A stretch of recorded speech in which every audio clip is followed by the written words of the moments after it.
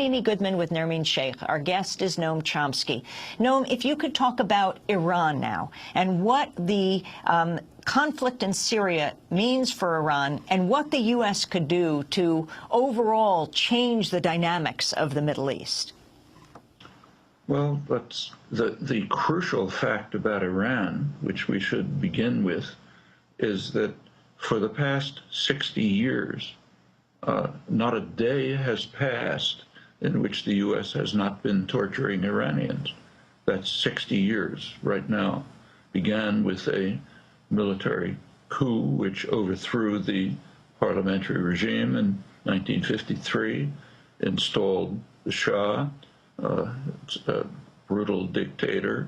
Amnesty International described him as one of the worst, most extreme torturers in the world, year after year.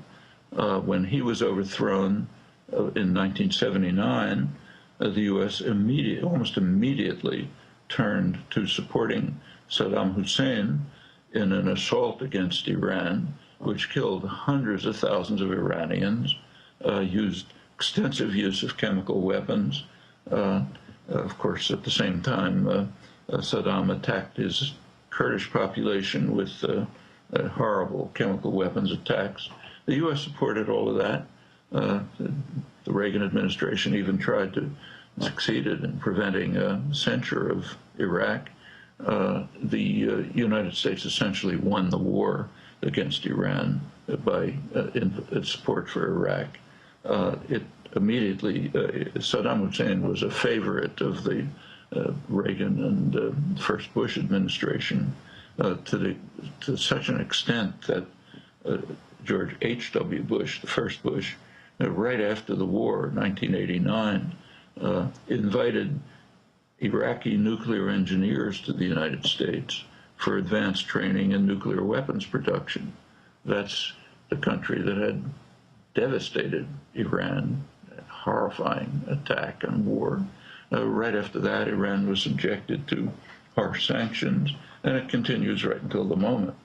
So we now have a 60-year record of torturing Iranians. We don't pay attention to it, but you can be sure that they do, with good reason. That's point number one. Why the assault against Iran? We're back to the mafia principle. In 1979, Iranians carried out an illegitimate act. They overthrew a tyrant that the United States had imposed and supported and moved on an independent path, not following U.S. orders. That conflicts with the mafia doctrine by which the world is pretty much ruled. Credibility must be maintained. The Godfather cannot permit independence and successful defiances in the case of Cuba. So Iran has to be punished for that. The current pretext is that Iran has a nuclear weapons program. Well, the New York Times reports that Iran is developing nuclear weapons. The U.S. intelligence, on the other hand, doesn't know. They say maybe they are. According to U.S. intelligence, its regular reports to Congress, if Iran is developing nuclear weapons, it would be part of their deterrent strategy. That is part of their strategy to defend themselves from external attack. As U.S. intelligence points out, Iran has very little ability to deploy force.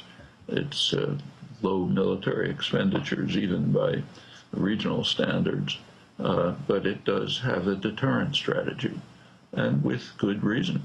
It's surrounded by nuclear powers, which are backed by the United States and have refused to sign the Non-Proliferation Treaty. The three of them, Israel, India, and Pakistan, all developed nuclear weapons with U.S. assistance. India and Israel continue to have substantial U.S. support for their nuclear weapons programs and other programs, such as the occupation of a part of Syria in violation of Security Council orders. And Iran is constantly threatened the United States and Israel, two major nuclear powers, I mean, one a superpower, the other a regional superpower, are constantly threatening Iran with attack, every day. Again, that's a violation of the UN Charter, which bans the threat or use of force, but the U.S. is self-immunized from international law, and its clients inherit that right. So Iran is under constant threat. It's surrounded by hostile nuclear states. And maybe is developing a deterrent capacity. We don't know. New York Times knows, but intelligence doesn't. That's the pretext. Is there anything you can do? We might ask ourselves, who the United States regards Iran as what's called the gravest threat to world peace. That was the press report after the presidential debate, final presidential debate on foreign policy, pretty accurately describing the consensus, the agreement between Obama and Romney on the threats in the Middle East. Iran's is the greatest threat to world peace, greatest threat in the region, because of its nuclear programs. That's the U.S. position. What is the position of the world? Well, it's easy to find out. Most of the countries of the world belong to the non-aligned movement, which had in fact just had its regular meeting in Tehran, in Iran. And once again, it vigorously supported Iran's right to enrich uranium as a signer of the Non-Proliferation Treaty, unlike Israel and India. That's the non-aligned movement. And what about the Arab world? Well, in the Arab world, Iran is disliked, very severely disliked. That's tensions go back many centuries. But it's not regarded as a threat. They don't like it, but they don't regard it as a threat. A very small percentage in the Arab world regard Iran as a threat, let alone the gravest threat to world peace. In the Arab world, they do recognize threats, serious threats, to the United States and Israel. That's shown by poll after poll, polls taken by the leading Western polling agencies. Here, the reporting is that the Arabs support the United States on Iran, but the reference is not to the Arab populations, which are considered irrelevant, but to the dictators. One of the most extreme dictatorships, and the most important one from the U.S. point of view, is Saudi Arabia. Saudi Arabia is the most extreme fundamentalist state in the world.